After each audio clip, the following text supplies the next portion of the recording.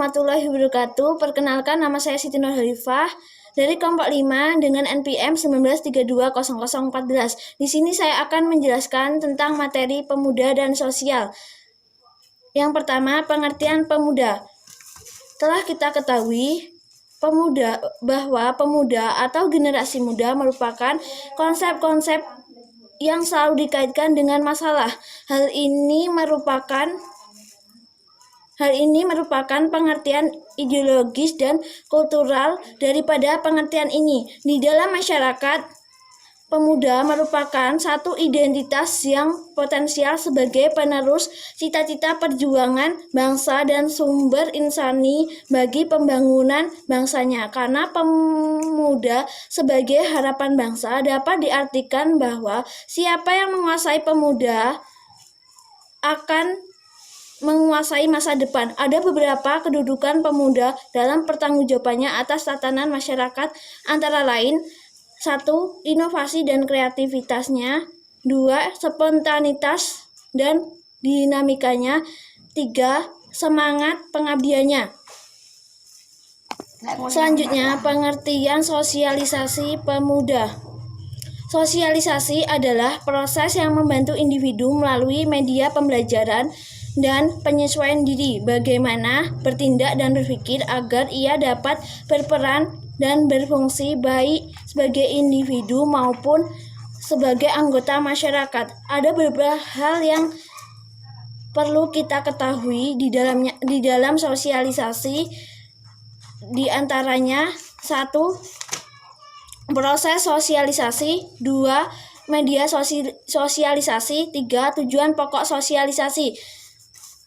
Yang pertama, proses sosialisasi. Istilah sosialisasi menunjuk pada semua faktor dan proses yang menurut manusia menjadi selaras dalam hidup di tengah-tengah masyarakat. Kedua, media sosialisasi. Ada beberapa media yang mendukung, di antaranya 1. Orang tua dan keluarga, 2. Sekolah, 3. Masyarakat, 4. Teman-teman, dan 5. Media massa. 3. Tujuan pokok sosialisasi. Tujuan pokok sosialisasi di antaranya 1. Individu harus diberi ilmu pengetahuan atau keterampilan yang dibutuhkan bagi kehidupan di masa depan. 2. Individu harus mampu berkomunikasi secara efektif dan mengembangkan kemampuannya. 3. Pengendalian fungsi-fungsi organik yang dipelajari melalui latihan-latihan mawas diri yang tepat. Perkenalkan, nama saya Ida Aziza, NPM 19320024. Di sini saya akan menjelaskan materi tentang hakikat pemuda. Hakikat pemuda pada asumsinya dibagi menjadi 2. Yang pertama, penghayatan mengenai proses perkembangan manusia bukan sebagai suatu kontinum yang sambung-menyambung, tetapi sebagai fragmentasi, terpecah-pecah, dan setiap fragmennya memiliki fungsi tersendiri-sendiri atau arti tersendiri-sendiri. Pemuda dibedakan dari anak dan orang tua, dan masing-masing fragmen itu memiliki nilai tersendiri. Yang kedua, merupakan tambahan dari asumsi wawasan kehidupan. Ialah posisi pemuda dalam arah kehidupan itu sendiri. Pemuda sebagai suatu objek dalam hidup tentulah mempunyai nilai sendiri dalam mendukung dan menggerakkan hidup bersama. Hal ini hanya terjadi apabila tingkah laku pemuda itu sendiri ditinjau sebagai interaksi lingkungan dalam arti luas. Ciri khusus dari pendekatan ini melingkupi 2 unsur pokok. Yang pertama yaitu unsur lingkungan atau ekologi sebagai keseluruhan, dan kedua unsur tujuan yang menjadi pengarah dinamika dalam lingkungan itu. Keseimbangan antara manusia dengan lingkungannya adalah suatu keseimbangan yang dinamis atau kesinambungan yang dinamis. Suatu interaksi yang bergerak, arah geraknya itu sendiri mungkin ke arah perbaikan, bisa juga ke arah kehancuran. Ada beberapa kedudukan pemuda dalam bertanggung jawab atas tatanan masyarakat, antara lain yang pertama itu kemurnian idealismenya. Yang kedua, keberanian dan keterbukaannya dalam menyerap nilai-nilai dan gagasan-gagasan yang baru. Yang ketiga, semangat pengabdiannya. Yang keempat, spontanitasnya dan dinamikanya. Yang kelima, inovasi dan kreativitasnya. Yang keenam, keinginannya untuk mewujudkan gagasan-gagasan baru. Yang ketujuh, keteguhan janjinya dan keinginan untuk menampilkan sikap dan kepribadian yang mandiri. Dan yang terakhir, masih langkahnya pengalaman-pengalaman yang dapat merefleksikan pendapat, sikap, dan tindakannya dengan kenyataan yang ada. Materi kedua yang akan saya jelaskan adalah peranan pemuda dalam pembangunan masyarakat, bangsa, dan negara.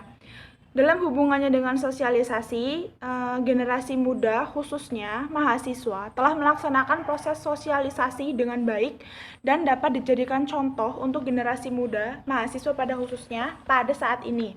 Proklamasi kemerdekaan 17 Agustus tahun 1945 ternyata perlu ditebus dengan pengorbanan yang tinggi.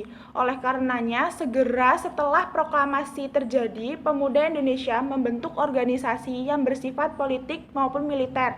Di antaranya KAMI atau Kesatuan Aksi Mahasiswa Indonesia yang didirikan oleh mahasiswa dalam sejarah perjuangan bangsa Indonesia.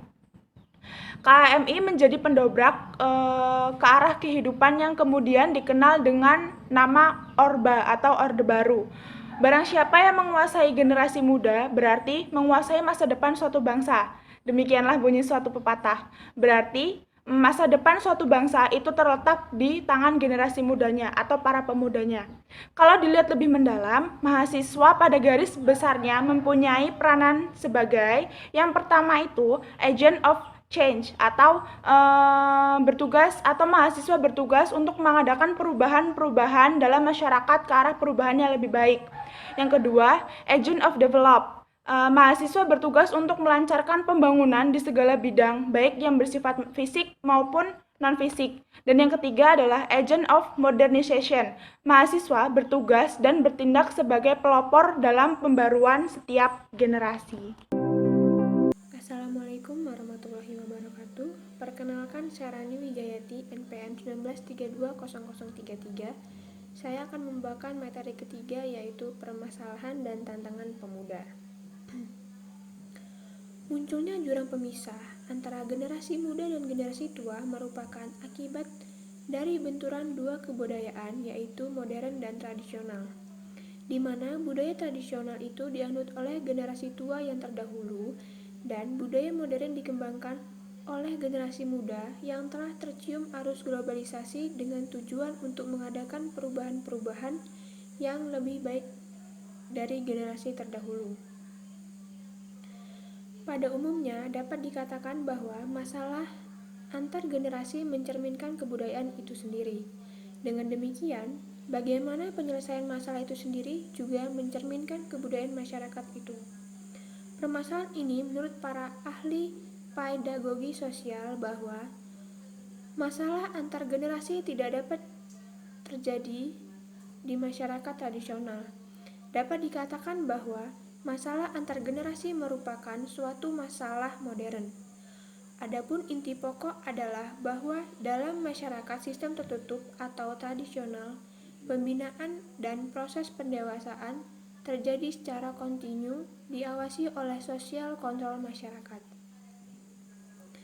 Masalah potensi generasi muda. A. Menurunnya jiwa idealisme, patriotisme, dan nasionalisme. B. Kurang pastinya masa depan yang akan dihadapi. C. Belum seimbangnya generasi muda dengan jumlah fasilitas pendidikan. D. Kurangnya lapangan pekerjaan. E. Banyak perkawinan di bawah umur. F. Pergaulan bebas. G. Meningkatnya kenakalan remaja. H. Belum adanya peraturan tentang generasi muda. Perubahan-perubahan sosial budaya yang terjadi sebagai akibat dari kemajuan ilmu pengetahuan dan teknologi, serta seni yang diikuti oleh masyarakat, peledakan penduduk, dan berbagai krisis dunia dalam bidang ekonomi, sosial, budaya, politik, dan pertahanan keamanan telah mempengaruhi masyarakat secara mendasar. Pengaruh itu didasarkan pula oleh generasi muda atau pemuda sebagai masalah langsung menyangkut kepentingannya di masa kini dan tantangan yang dihadapinya di masa yang akan datang. Secara garis besar, permasalahan generasi muda itu dapat dilihat dari berbagai aspek sosial. Menyangkut kepentingannya di masa kini dan tantangan yang dihadapinya di masa yang akan datang.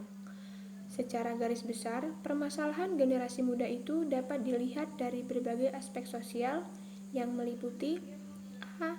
Aspek sosial psikologi, B. Aspek sosial budaya, C. Aspek sosial ekonomi, dan yang terakhir yaitu aspek sosial politik. Terima kasih.